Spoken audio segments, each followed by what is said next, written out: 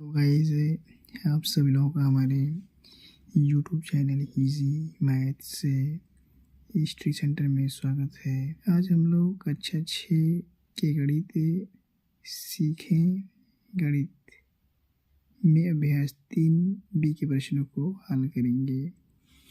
प्रश्न 1 के निम्नलिखित प्रश्नों में केंद्रीय खाने की संख्या उसके चारों ओर के पटलों पर अंकित संख्याओं से किसी प्रकार संबंधित है। प्रश्न वाली संख्या ज्ञात कीजिए। क्या दिया हुआ है? अब यहाँ पर जो 20 नंबर दिया हुआ है, हम यहाँ देखेंगे कि यह नंबर जो इन चारों खानों पर दिए हुए हैं किस प्रकार से संबंधित हैं। तो इसको हम इस तरह से पहले हल कर लेंगे। हम देख रहे हैं कि यहाँ पर 4, यहाँ 15 है, तो 4 और 15 को हम जोड़ेंगे। 4 प्लस 15 है, जोड़ेंगे 15 4 19। यहाँ माइनस, यहाँ भी माइनस है। अब माइनस वाली संख्या को भी हम जोड़ देंगे।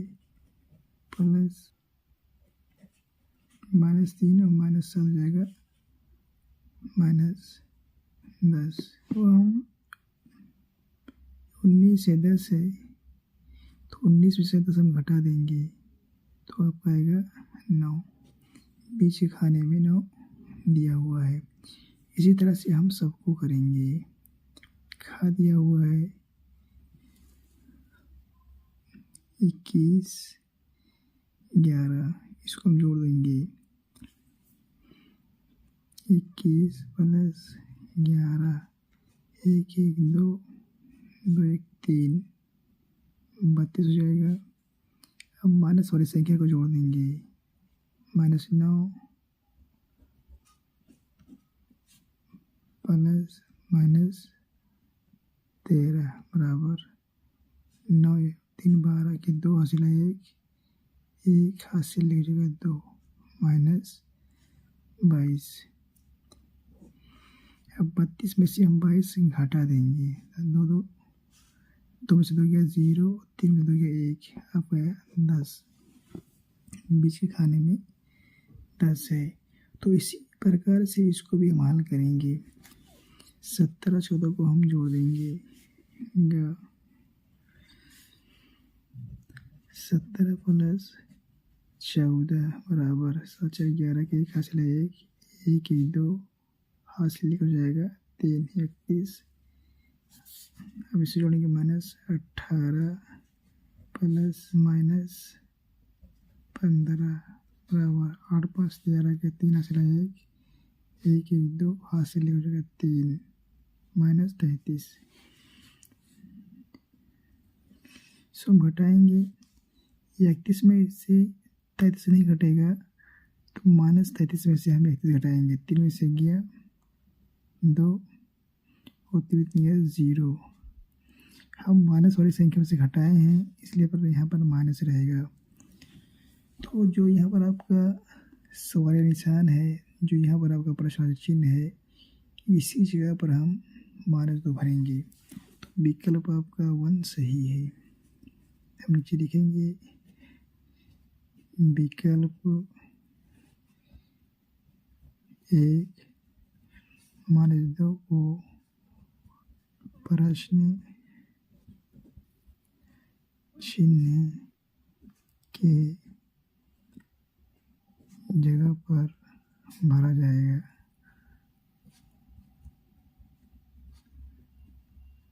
यह आपका आंसर हो गया। 15 है 11 है, 15 और 11 को हम जोड़ देंगे, तो 5 1 6 और 1 1 2 26 आया। ये 19 है, ये -3 है, तो 19 में से हम -3 को घटा देंगे, क्योंकि माइनस है या प्लस है। निशान आपके अलग अलग हैं, तो जब निशान अलग अलग होते हैं तो जो संख्या बड़ी होती है उसमें से हम छोटी संख्या को घटा देते हैं। तो 19 में से 3 गया 16। अब हम 26 में से 16 घटा देंगे तो आपका आएगा 10 6 बचेगा 0, 2 में से गया 1, 10 आया। यह 10 आपका है। ऐसे इसको हम हल करेंगे। 10 7 17 और 5 4 9, इसको घटाएंगे हम। 17 में से हो गया 8, 12 6 18, 8 5 13, इसमें घटा देंगे हम। 8 में से कितने गया 5, इसका 0, तो यहाँ पर 5 आया है। तो जो ये हमारा वो खाली जगह है यहाँ हम 5 भरेंगे। पहला विकल्प में दिया हुआ है -5, दूसरे विकल्प में दिया हुआ है 5, तीसरे विकल्प में दिया हुआ है 6, चौथा विकल्प में दिया हुआ है -6। तो विकल्प 2 सही है। लिखेंगे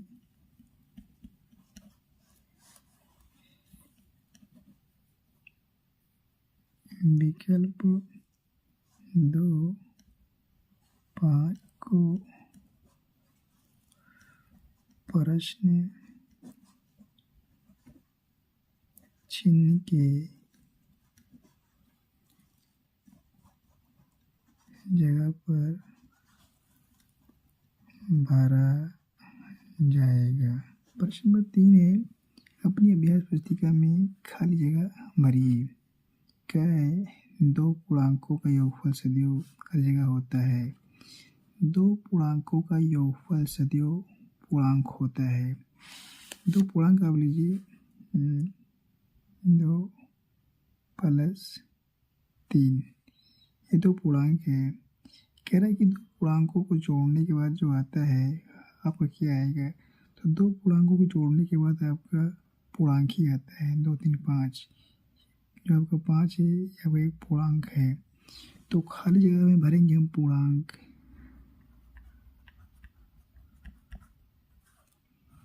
फिर लिखा है 2 धन पूर्णांकों का योगफल खाली जगह होता है। 2 धन पूर्णांक, अब 2 लीजिए धन पूर्णांक है, इससे पहले धन का निशान छिपा हुआ है। फिर प्लस 7 लीजिए आप, 7 के पहले यहाँ पर धन का निशान छिपा हुआ है। इसको जोड़िए, 7 2 9। 2 धन पूर्णांकों का योगफल धन पूर्णांक होता है। तो यहाँ भरेंगे हम धन पूर्णांक। धन पूर्णांक होता है। फिर क्या है? 2 ऋण पूर्णांकों का योगफल खाली जगह होता है। 2 ऋण पूर्णांकों का योगफल ऋण पूर्णांक होता है। इसे ऋण 2 लीजिए आप, प्लस ऋण 5 ले लीजिए। यहाँ पर 2 ऋण पूर्णांक हैं, -2 ये आपका एक ऋण पूर्णांक है और -5 ये आपका दूसरा ऋण पूर्णांक है। अब इनको हम जोड़ेंगे तो माइनस यहाँ पर है, यहाँ माइनस है, तो माइनस माइनस वाली संख्या मतलब इकट्ठा हो जाएगी, हो जाएगा -7। तो 2 ऋण पूर्णांकों को जोड़ने पर आपका हमेशा ऋण पूर्णांक ही आता है। दिया हुआ है 2 ऋण पूर्णांकों का योगफल ऋण पूर्णांक होता है। खाली जगह भरेंगे हम ऋण पूर्णांक।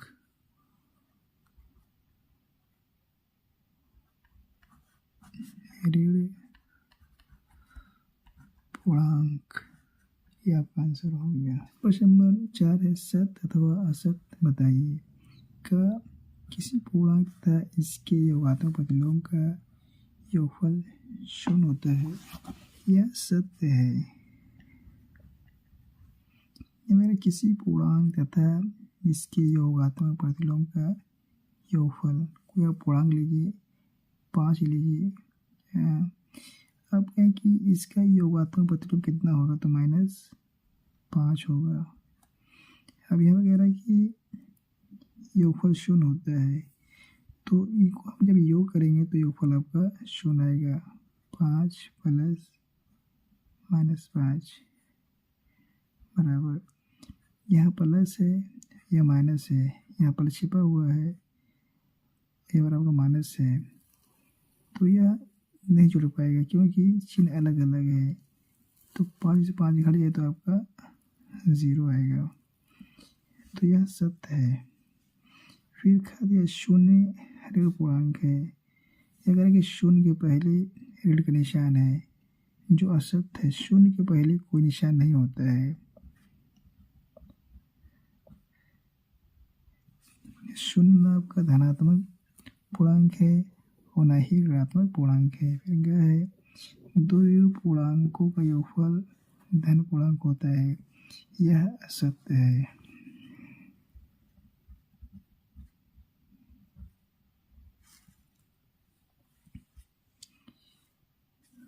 दो ऋण पूर्णांक, अब दो ऋण पूर्णांक लीजिए, -3 प्लस -4 लीजिए, ये आपके दो ऋण पूर्णांक, इनको आप जोड़ेंगे तो आपका -7 आएगा। ये माइनस है, यहाँ भी माइनस है, चिन्ह आपका सेम है, तो दोनों इकट्ठा हो जाएंगे तो माइनस आपका 7 आएगा। यह पर दिया हुआ कि दो ऋण पूर्णांकों का योगफल धन पूर्णांक होता है, यह असत्य है।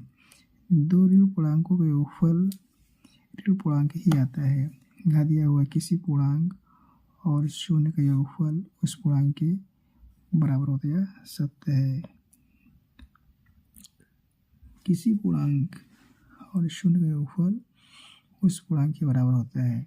एक पूर्णांक आप 9 ले लीजिए, प्लस और शून्य ले लीजिए, इनको आप जोड़ेंगे तो आपको यही 9 मिलेगा।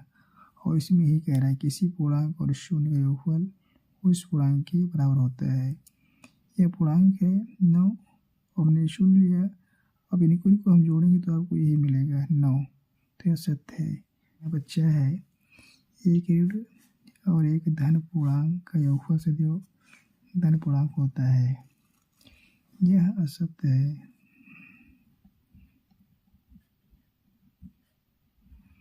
फिर 6 दिया हुआ है, संख्या रेखा पर -18 और +18 शून्य से समान दूरी पर है, यह सत्य है।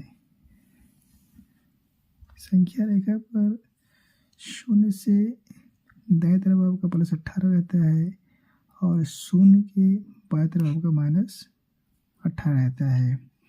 तो शून्य से दोनों दूरी समान होती है, फर्क केवल इतना रहता है कि मतलब यह +18 है और यह -18 है, लेकिन दूरी बराबर होती है। फिर क्या है, दो धन पूर्णांकों का योगफल सद धन पूर्णांक होता है, यह सत्य है। दो धन पूर्णांकों का योगफल सदैव धन पूर्णांक होता है। जब हम दो धन पूर्णांक को जोड़ते हैं तो उसका उत्तर धन पूर्णांक ही आता है। जैसे 12 + 13, ये आपका धन पूर्णांक है, यहाँ पे धन निशान छिपा हुआ है। और जो आपका 13 है, ये भी धन पूर्णांक है, जो यहाँ पे छिपा हुआ है।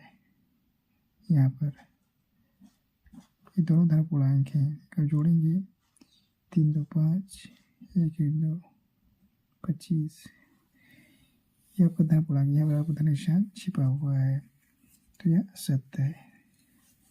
मैं आशा करता हूँ कि आप सभी लोग इस अभ्यास को अच्छी तरह से समझ गए होंगे। अगर आपको इस वीडियो से फ़ायदा हुआ और लाभ हुआ हो तो आप वीडियो को लाइक शेयर करें, और अगर आप हमारे चैनल पर नए हैं तो चैनल को सब्सक्राइब कीजिए ताकि आपको ऐसी वीडियो रोज़ मिलते रहें। Thank you very much. जय हिंद, जय भारत।